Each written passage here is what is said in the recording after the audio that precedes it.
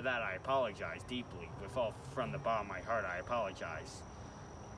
And during, and let's do a time skip because just the same repeatedness of anxiety, thoughts, all that garbage. And let's time skip to when COVID shut down. That was a game changer for me. Not only because that was the time where I wanted to be baptized, and it got canceled when COVID, like right on the week when when I was supposed to get baptized, it shut down. Everything shut down, and I'm like, what the heck? I know, right? What the heck, God? Yeah. But now looking back on it, I wasn't ready. Mm. There was still a hurdle that I needed to jump over. I don't know what that hurdle is, and I still don't know, because I still feel like the same person, but that's another issue that we will discuss later. We're almost done this story. It's just like a year to go before we get to today. So closing in. Basically, yeah. So over the summer, and this is when I had a very strange revelation towards it, because like I figured that life is pointless. This whole thing is shut down. Like some people saw it as a complaint. I saw it because I was alone anyway. There's no one on the streets. Right. And the high school was being built at the time. I was like, and I did virtual school, and then my mom was like, okay, you're doing gym class, kid. Sorry, but and here's the thing, this is before I was all in for working out.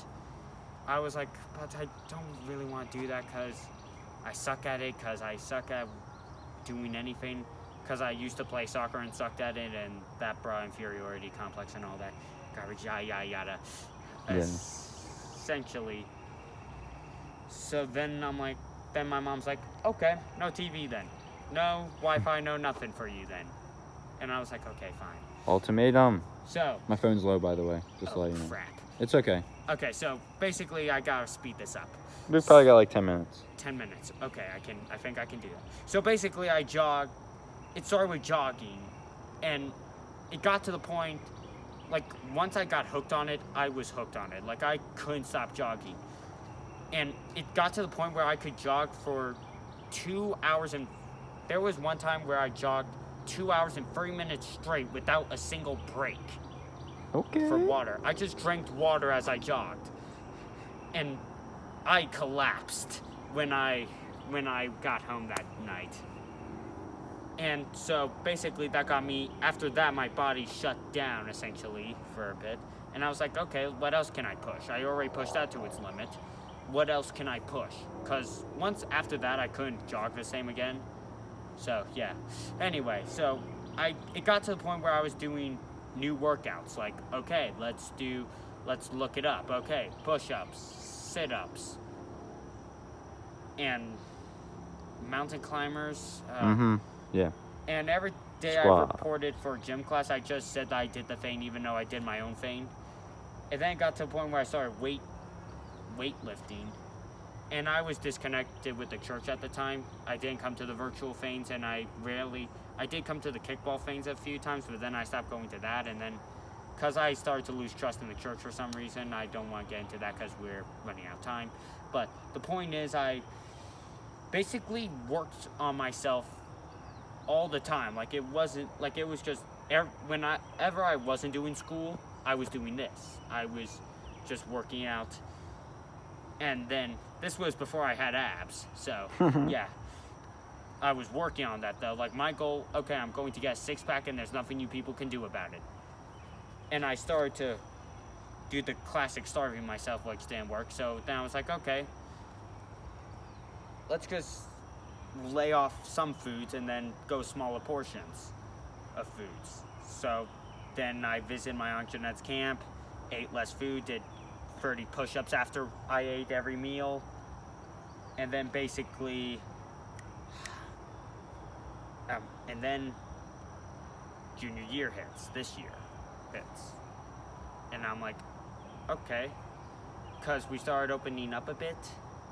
We started entering the church and stuff. I was like, okay, new feeling. And this was when Joel was about to come. So Angelique, this is a bit about you guys as well. Because inferiority complex is one heck of a drug. Anyway, so basically it started, it was basically the same. I was still that social outcast, but I felt more confident in myself. I felt more better about myself, and I felt better about myself. And so I'm like, okay, I'm ready to be baptized. After a long journey of training and getting closer to God in my own way, I'm like, okay, I'm ready to be baptized. Then it rained, and then a week after that, and like I believe this was September. Yes. Before Joel moved in. Yes.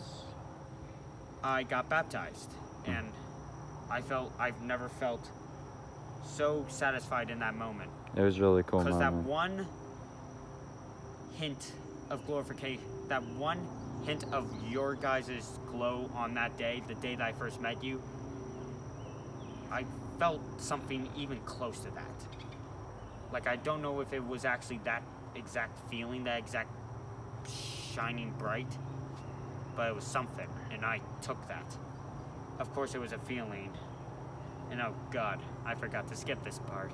I was about to skip this part. But then after that, Satan came and basically wrecked that all by bringing my lust up to a 20. Because we were still doing virtual.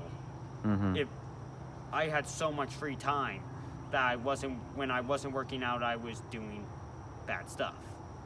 I don't want to get into it, but Jeremiah knows, most likely, so yeah, Jeremiah, congrats you. I trust you more than anyone here. And I don't believe Jake knows, so I will tell you that later, but... Okay. Anyway, so... And then Joel moved in, and that added a new element to it, because I didn't know what to do. I didn't have any friends to introduce him to, so I was like, okay, time to throw him in the water, see if he swims. And he swam. Swam. He Swam. swam. Maybe swam. Maybe. Almost, like, this is time skip to December, almost. Yeah. Like, when it was getting cold, because I remember it. And I felt so inferior to him in so many ways, because he was friends with all of you before you guys barely knew me. You guys, heck, to be honest, I kind of felt like you guys didn't really care for me at all, or didn't care whether I came or not. And to be honest, sometimes that feeling does come up again. I will be honest. Because here's the thing. For one, you can't touch me because I'm on the video camera. And two, I got nothing to lose. So, I basically felt like I didn't belong with you guys. And then I got invited by Joel to a Bible study that was open for both high schoolers and college students, which I felt, I don't know, just bad. Because I felt like, I wasn't, because it took me finding out from Joel. Like, he didn't exactly invite me directly. I just had to find that out. And I basically was like, okay, I wasn't invited? Like, what the heck? Right. Like, you guys were, I thought we were supposed to include people. I thought that was our goal as Christians. That was our fault. We No, it's apologize for that. No, it's not your fault. Like, it's my own fault for being stuck in my own head. Because I know how hard it is to talk to people about God and stuff. For God's sake, I screwed up on evangelism, which we will get to that. He did great. Yeah, sure. But anyway, besides the point. The point was, I felt terrible, and then I went to the Bible study. This was during a worship night, and it was freezing as all heck. It was at Elena's house. And this is when I had an interaction with someone named Jeremiah. It was a brief interaction with him, but he was a fun guy. We were jumping on the trampoline, and we didn't really get to know each other. But when that was over, that was, by the way, Joel, I'm sorry to give this away, but this is when Joel started liking Angelique. Because he told me, yeah, Angelique's kind of cute and stuff. Yeah, blah, blah, blah. And I was like, oh, that's good for you. And basically, and I know Haley was shipping them way before I did, but I started to ship them as well. Haley, I'm sorry, but again, you cannot touch me. Anyway, so, besides the point, I basically just...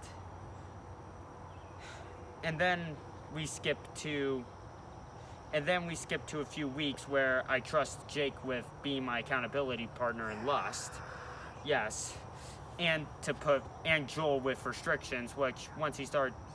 Oh, crap. We have to speed it up. So, once I trusted them, Joel kind of... he got too busy with Angelique. Sorry again. And I trusted Jake with that later on. And then I met Jeremiah during Haley's birthday ceremony when it was worship night. And so because like I failed at that day, to say the least, and he was basically like, dude, and then we had a talk for like hours and hours. And I know we're running out of time, but hold on.